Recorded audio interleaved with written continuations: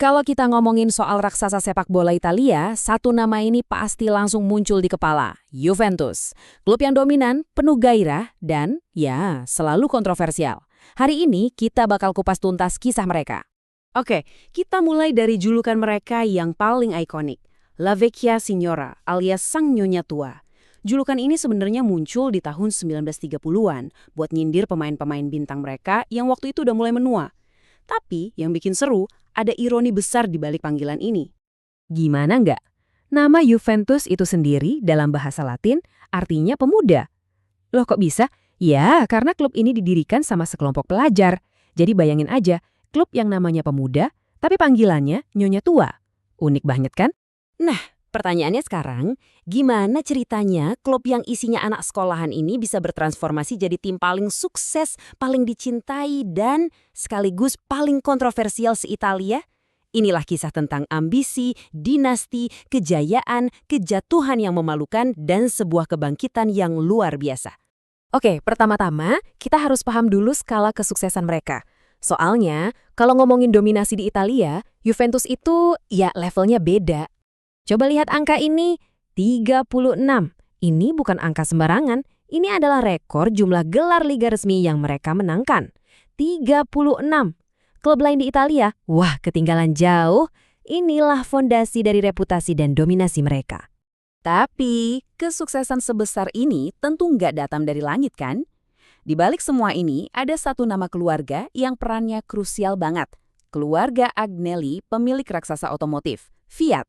Ceritanya begini, awalnya tahun 1897, Juventus didirikan sama anak-anak sekolahan.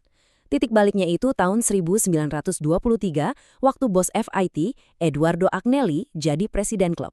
Sejak saat itu, Juventus berubah total. Dari yang tadinya klub biasa, jadi kekuatan industri. Hubungan mereka ini jadi dinasti terpanjang di sejarah olahraga Italia loh. Buktinya, tahun 58 mereka dapat bintang emas pertama buat 10 gelar, terus tahun 82 dapat bintang kedua buat 20 gelar. Bener-bener simbol dominasi.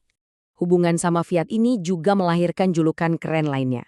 La Fidanzata d'Italia, atau kekasih Italia. Kok bisa? Soalnya, banyak banget pekerja dari Italia Selatan yang pindah ke Turin buat kerja di pabrik Fiat. Nah, mereka inilah yang jadi basis supporter loyal Juventus. Makanya, jangan heran pendukung Juve itu ada di seluruh Italia, nggak cuma di Turin aja. Menang di Italia aja jelas nggak cukup buat mereka. Ambisinya jauh lebih besar, menaklukkan panggung Eropa. Dan mereka berhasil, terutama di era 80-an dan 90-an yang legendaris itu. Di bawah asuhan manajer legendaris Giovanni Trapattoni, mereka benar-benar menggila. Mereka jadi klub pertama yang berhasil memenangkan 3 kompetisi utama UEFA. Mulai dari Piala UEFA tahun 77, Piala Winners 84, sampai puncaknya Piala Eropa di tahun 1985. Plus Piala Intercontinental juga di tahun yang sama. Ini rekor loh, mereka jadi klub pertama dalam sejarah yang sapu bersih semua 5 Piala Konfederasi yang ada saat itu. Dan suksesnya nggak berhenti di situ. Masuk era 90-an, di bawah Marcello Lippi, gelombang kejayaan datang lagi. Diperkuat bintang-bintang kayak Alessandro Del Piero dan Zinedine Zidane, mereka berhasil mengangkat trofi Liga Champions lagi pada tahun 1996. Luar biasa. Bayangin deh, mereka lagi di puncak-puncaknya. Juara Italia, kekuatan Eropa. Segalanya terlihat sempurna. Tapi tiba-tiba datang sebuah skandal. Skandal yang bakal mengguncang dunia sepak bola Italia sampai ke fondasinya. Lagi di atas angin gitu, emangnya apa sih yang bisa salah? Jawabannya, ternyata semuanya bisa salah. Ini adalah awal dari babak paling kelam dalam sejarah klub ini. Nama skandalnya Calciopoli. Tahun 2006, kasus ini meledak. Sebuah investigasi besar-besaran mengungkap adanya dugaan jaringan yang mengatur-atur pertandingan lewat penunjukan wasit. Sebenarnya ada beberapa klub yang terlibat, tapi Juventus dianggap berada di pusat badai skandal ini. Akibatnya, fatal. Pertama, mereka dinyatakan terlibat skandal. Lalu, 2 gelar liga mereka dicabut paksa. Dan yang paling bikin syok, mereka didegradasi ke seri B. Untuk pertama kalinya dalam sejarah, Sang Nyonya Tua benar-benar jatuh. Buat klub lain, mungkin ini udah tamat, selesai. Tapi kita lagi ngomongin Juventus. Bagi mereka, ini justru jadi awal dari sebuah kebangkitan yang, wah, nggak ada yang pernah menyangka. Dan disinilah kuncinya. Waktu klub lagi hancur-hancuran, banyak pemain bintang kabur. Tapi para legenda sejati, nama-nama seperti Del Piero, Buffon, Trezeguet, dan Nedved, mereka memilih untuk bertahan. Mereka menolak tawaran dari klub-klub top Eropa demi bermain di Serie B dan membangun lagi klub yang mereka cintai. Inilah yang disebut jiwa Juventus.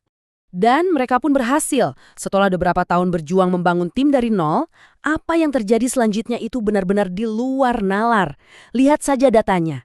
Sempat puasa gelar dari tahun 2007 sampai 2011, mereka kemudian bangkit dan menyapu bersih 9 gelar liga berturut-turut dari 2012 sampai 2020. 9! Ini adalah rekor dominasi yang belum pernah ada sebelumnya di Italia.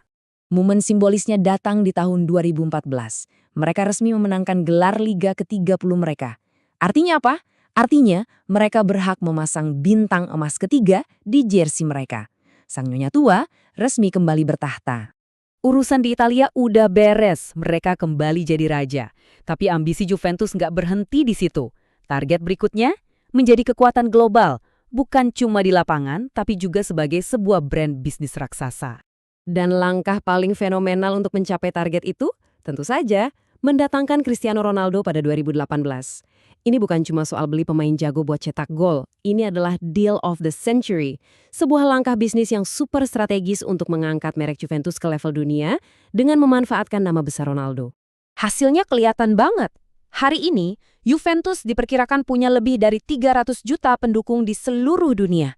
Ini menjadikan mereka salah satu klub dengan basis penggemar terbesar di planet ini. Dan dengan fans sebanyak itu, tentu saja nilai klubnya juga jadi luar biasa besar. Menurut Forbes, valuasi klub ini sekarang mencapai lebih dari 2 miliar dolar. Angka yang fantastis. Jadi kalau kita lihat lagi perjalanannya, dari cuma klub anak sekolah di Turin, sampai jadi penguasa global. Dari puncak kejayaan, jatuh ke titik terendah, lalu bangkit lagi jadi lebih kuat dari sebelumnya. Kisah Juventus ini memang soal daya tahan.